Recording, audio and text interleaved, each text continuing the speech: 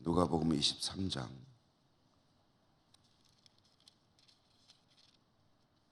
13절 25절까지 교독하겠습니다. 빌라도가 대제사장들과 관리들과 백성을 불러 모으고 이르되 너희가 이 사람이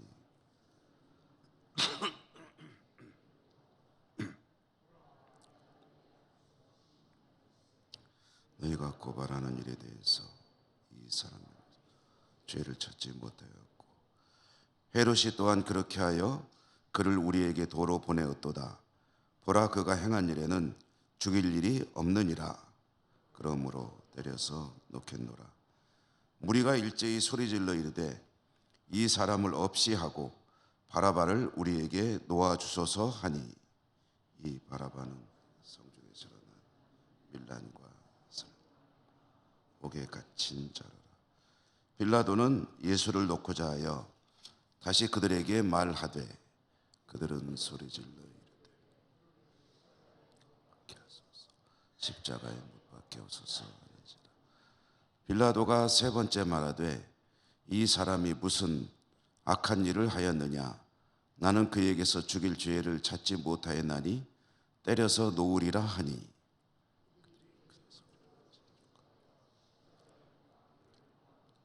그들의 소리가 이긴지라. 이에 빌라도가 그들이 구하는 대로 하기를 언도하고 그들이 요구하는 자 곧 놓아주고 예수는 넘겨주어 그들의 뜻대로 하게 하니라. 아멘.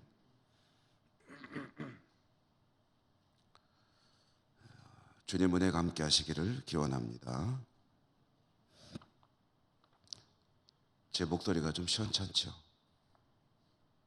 괜찮습니까? 네, 다행입니다.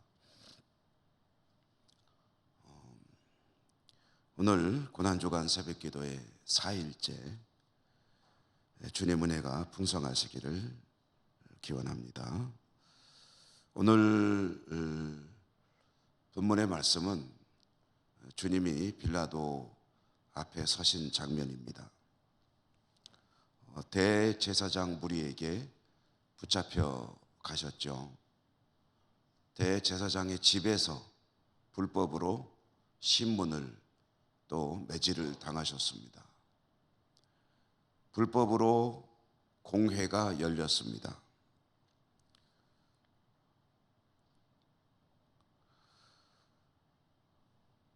대제사장 무리는 주님을 죽여야 할 명분을 찾아야 되기 때문에 여러 가지로 신문을 또 계속했습니다.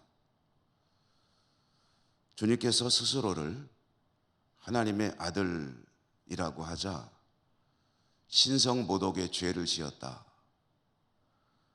라고 하면서 총독 빌라도에게 끌고 갔습니다.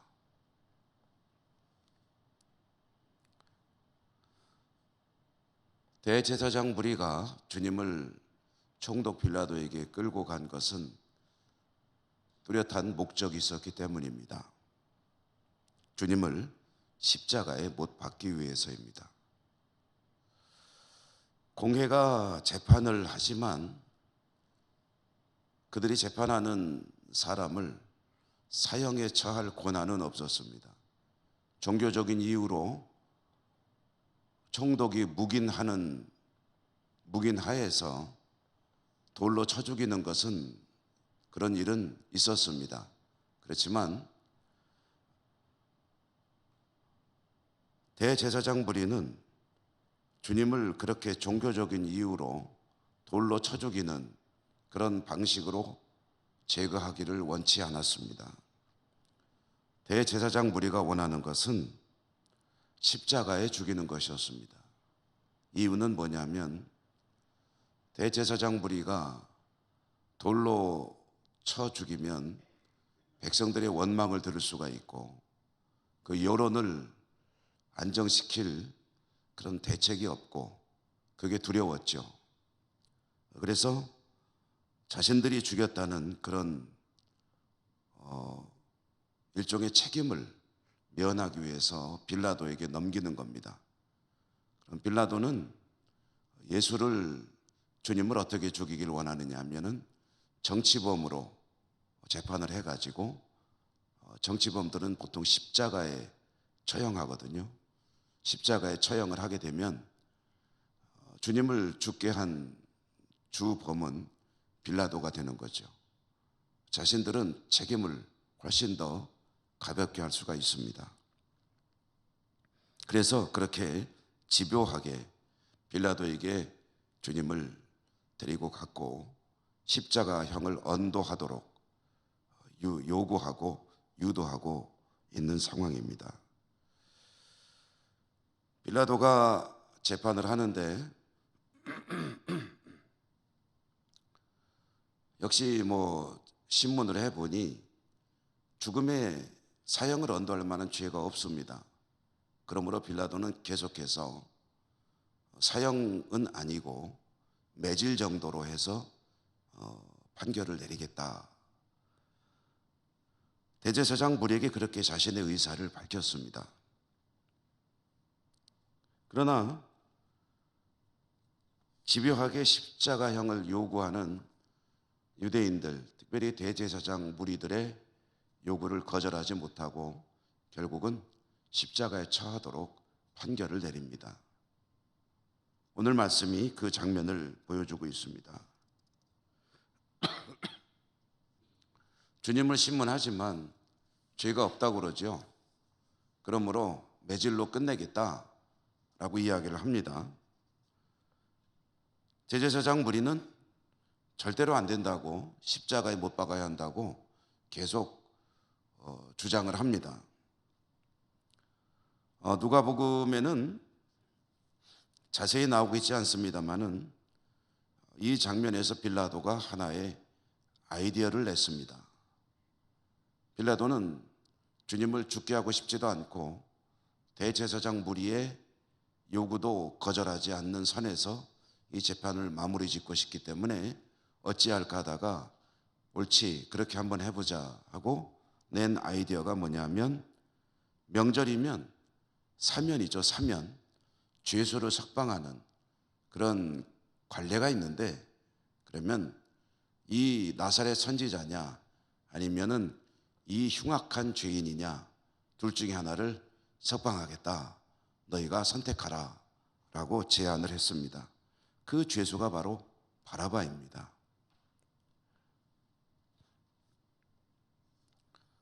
빌라도의 속셈으로는 유대인들이 설마 이런 흉악한 죄인을 석방하라고 하겠느냐, 그러니 이 나사렛 선지자는 죽이지 않아도 될 것이다 라고 계산을 한 거죠. 그런데 이것은 빌라도의 오산이었습니다. 유대인들은 바라바를 석방하고 나사렛 선지자를 못 박으라고, 십자가에 못 박으라고 계속 졸라댔습니다. 결국 빌라도는 계산을 했죠. 어느 쪽이 더 낫겠는가. 유대 총독으로서 말썽 안 일으키고 조용히 다스리는 것이 자기의 임무를 다하는 것이고, 또 황제에게 잘못 보이지 않는 것인데 어찌하면 좋겠는가. 결국은 대제사장 무리의 요구를 수용하게 됩니다.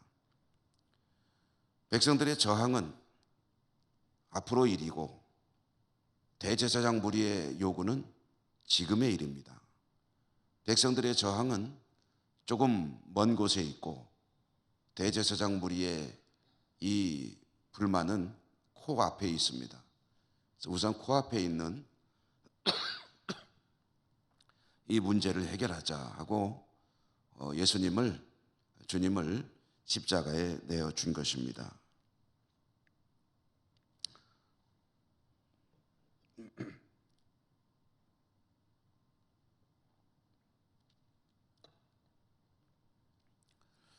이 장면에서 그렇게 깊이 생각해 보지 않는 사람이 누구냐면 바라바입니다. 바라바가 어떤 인물인지 그렇게 우리가 자세히 알 수는 없습니다. 복음서에 단편적으로 나오는 그런 바라바에 대한 이야기들을 종합해 보면 그는 강도이고 살인자이고 또 로마 정부의 입장에서 보면 밀란을 일으킨 그런 반란 주동자입니다. 그래서 이와 같은 표현들을 합쳐보면 아마 바라바는 열심당 당원이 아니었겠느냐 이렇게 추측을 하게 됩니다.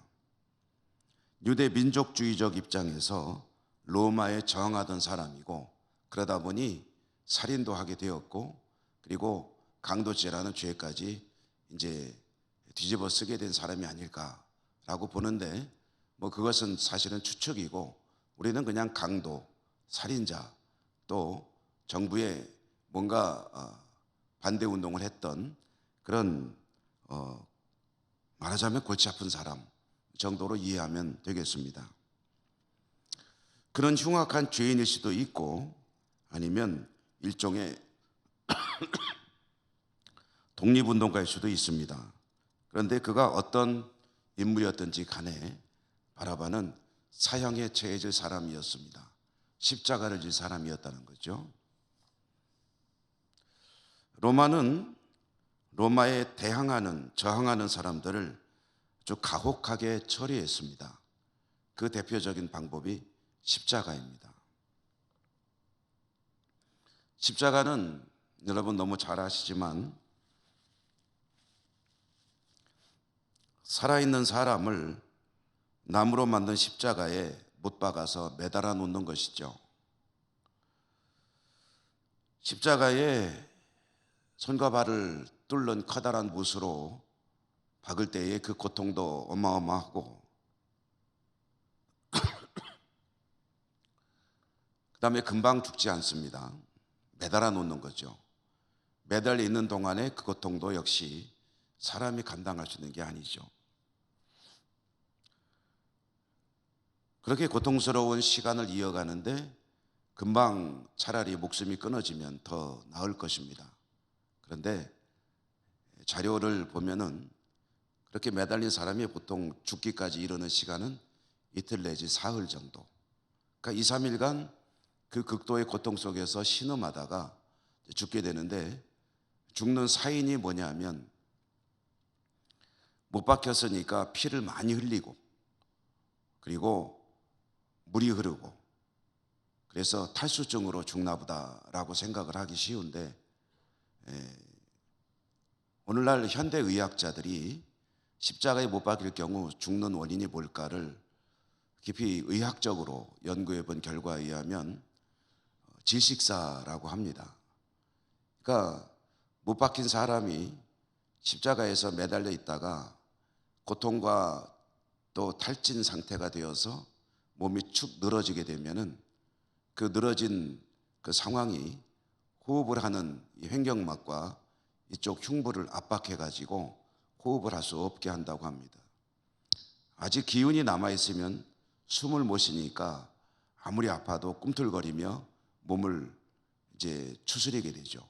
그러면 다시 호흡이 가능해지고 그런데 실제로 숨을 쉬는 것이 불가능해져도 몸을 일으킬 힘이 없으면 그때는 이제 질식에서 죽게 되는 거다. 그 때까지의 시간이 보통 한 2, 3일 걸린다라는 얘기입니다. 십자가형의 잔인한 점은 이렇게 죄수가 서서히 죽어가는 점이라는 것입니다. 고통의 시간을 최대한으로 연장하는 거죠. 뿐만 아니라 이렇게 죽은 사람을 숨이 이제 끊어졌다 싶으면은 그 다음에는 어떻게 처리할 수 있느냐 하면 그렇지 않습니다. 그대로 매달아 놓습니다. 그러면은 밤이 되면 들짐승들이 와서 그 시신을 뜯어먹기도 하고 그래서 또 낮이 되면은 그야말로 처참한 몰골로 십자가에 매달려 있는 그런 형벌입니다. 기록에 의하면은 스파르타쿠스라고 하는 그런 검투사 겸 노예가 로마에 반란을 일으킨 적이 있습니다. 노예들을 이끌고 로마 정부에 저항해서 한때는 로마 정부가 위협을 느낄 정도로 세력을 떨쳤는데요. 결국은 그 스파르타쿠스의 이 난은 제압이 됐습니다. 그래가지고 잡힌 노예가 6천 명이었다고 합니다. 그 6천 명을 로마 정부는 전부 십자가에 매달았습니다. 로마는 길로 유명하죠. 전 세계로 통하는 길을 만들어 놓았는데 아피아 로드라고 하는 우리나라로 치면 그 당시에 고속도로의 인근에 6천 개의 십자가를 세웠다고 합니다. 그래서 거기에 스파르타쿠스의 난에 동참했던 노예들을 전부 못 박아서 쭉 길을 따라서 전시를 해 놓았다는 거죠. 로마에 대항하면 이렇게 된다는 것을 보여주는 그런 정책입니다. 어쨌든 이런 와중에 십자가에 처해질 운명이었으나 주님이 십자가에 처해지고 살아난 사람, 풀려난 사람이 바로 바라바입니다. 주님이 대신 죽음으로 살아난 바라바, 그가 흉악범이냐, 정치범이냐, 독립투사냐, 그냥 파렴치한 그런 살인자요, 강도냐 하는 것은 중요하지 않습니다. 중요한 것은 그 바라바가 주님의 은혜로 풀려나서 살게 된 죄인이라는 사실입니다. 그리고 그것이 바로 십자가의 은혜를 상징하는 사건입니다. 우리들도 죄로 인해서 대책 없이 죽어야 하는 존재였지만 주님께서 십자가에 죽으심으로 대신 죄가 사면된 그런 존재들입니다. 말하자면 주님께서 십자가에 죽으심으로 대속의 은총을 입었다는 거죠. 주님의 고난과 십자가, 고난을 묵상하는 고난주간을 보낼 때 십자가의 의미는 바로 내가 죽을 자리에 대신 간 주님께서 대신 가신 곳, 대신 죽으신 곳이다 라는 것을 깊이 묵상하며 또는 그 의미를 새기며 주님의 은혜에 더 깊이 들어가는 그런 복된 기간이 되시기를 주님 이름으로 축원합니다.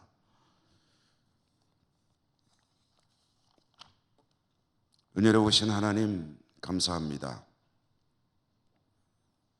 고난주간 새벽기도를 통해서 주님의 고난을 묵상하고 주님의 십자가의 의미를 새롭게 하며 저희들의 믿음을 또한 다지고 하나님 보시기에 더 좋은 모습으로 살아갈 것을 다짐해 봅니다.